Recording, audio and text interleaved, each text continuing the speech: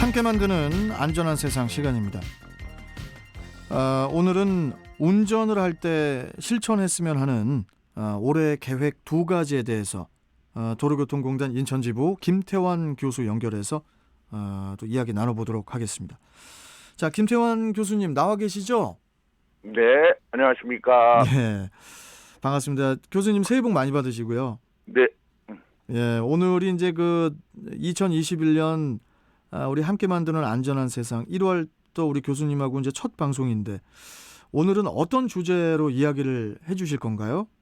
예, 일단 먼저 우리 칠경대를 청취하시는 모든 경인교통방송 애청자님들, 통신원님들 예, 모두 새해 복 많이 받으시고요. 예, 코로나가 빨리 종식돼서 다들 일상으로 돌아가시기를 기원드리겠습니다. 예, 아마도 이 새해를 맞아서 다들 소망과 올해 실천한 계획들을 세우셨을 텐데요. 금연을 하겠다, 운동을 규칙적으로 하겠다, 다이어트를 하겠다, 이런 계획이 첫째 주인데 어떻게 잘 실천하고 계신지 모르겠습니다. 예, 오늘은 제가 올해 이제 운전을 할 때 실천했으면 하는 이 두 가지를 좀 준비를 했는데요. 그러니까 운전자가 반드시 꼭 알고 실천해야 될 업무상 과실과 신뢰의 원칙이라는 것입니다. 예. 네, 이 두 가지 개념은 차를 운전하는 모든 사람에게 적용되는 원칙이기 때문에 반드시 알아두시고 실천하셔야 될 것 같아요. 업무상 과실과 신뢰의 원칙. 사실 많이 좀 들어본 말이기는 하지만 이 용어의 의미에 대해서 좀 깊이 생각해 본 적은 없는 것 같거든요, 저는. 예. 먼저 교수님, 이 업무상 과실의 의미, 이거부터 좀 설명해 주시죠. 네, 우리나라의 그 형법에는 과실치상죄, 과실치사죄, 또 업무상 과실치사상죄 등의 단어들이 나옵니다. 맞습니다. 예. 그럼 과실과 업무상 과실은 어떤 차이가 있느냐? 과실은 보통 일반인들에게 적용되는 거고요. 업무상 과실은 늘 그 일을 하는 사람에게 적용되는 것이다라고 생각을 하면 되고요. 예. 법적으로 업무상 과실이란 업무상 요구되는 주의 의무를 위반한 것인데요.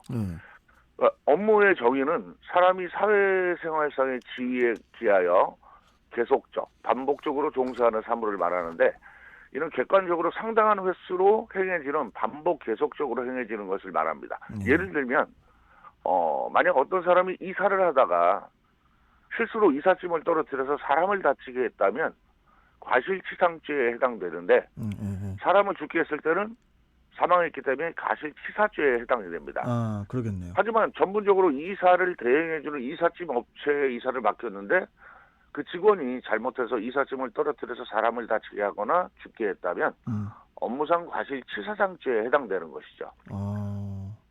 과실이란 어쩌다 한번 실수하는 거지만 업무상 과실이란 늘 하는 일이기 때문에 예. 평범한 사람보다 훨씬 더 조심해야 하는데 그렇지 못했기 때문에 조금 더 무겁게 처벌되는 것입니다.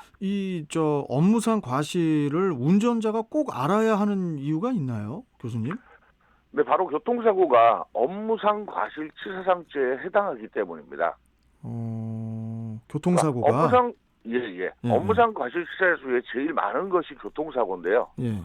교통사고 자체는 모두 형사처벌 대상이지만 그렇게 되면 전과자가 너무 많이 양산되기 때문에 교통사고 처리특례법이라는 법을 만들어서 사망사고나 중상해 사고, 또 뺑소니 사고, 그리고 11회 중과실이라고 불리는 예외 사유에 해당되지 않는 일반적인 교통사고는 자동차 종합보험에 가입돼 있거나 종합보험에 가입이 되어 있지 않은 경우에는 피해자와 원만한 합의가 이루어지면 처벌을 하지 않기로 이렇게 정해놓은 거죠. 그러니까 이제 이 업무라는 말이 있다고 해서 꼭 운전을 직업적으로 하는 사람에게만 해당되는 말이 아니었군요, 이게. 예. 교통사고 8개월 만에 매번 등장하는 표현이 바로 피고인은 운전 업무에 종사하는 사람이다라는 표현인데요. 보통 이거를 잘못 해석하면 버스기사나 택시기사나 화물차 기사 등 영업용 차량을 직업적으로 운전하는 사람에게 쓰는 표현이라고 생각을 할 수 있겠는데 차량을 운전하는 모든 사람에게 적용되는 표현이라는 것이죠. 그렇군요.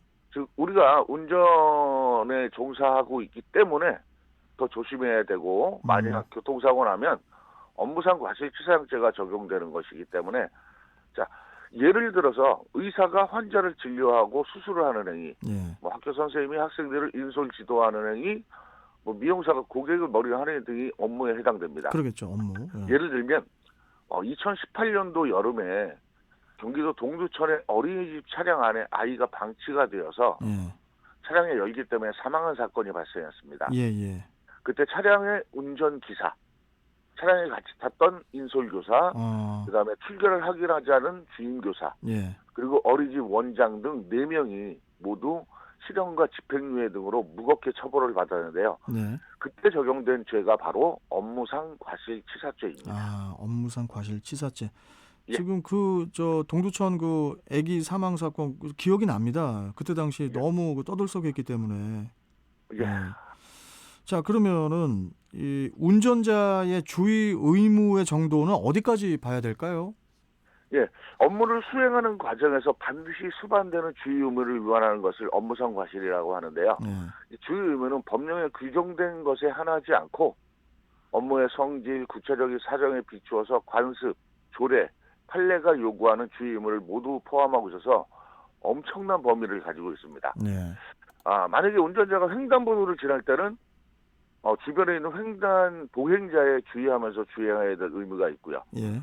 뭐 차량의 결함이 생기지 않도록 평소에 차량을 잘 관리할 의무, 차량에 타기 전에 차량 주변에 위험이 있는지 장애물이 있는지 살필 의무, 또 열거하자면 뭐 밑도 끝도 없이 많습니다.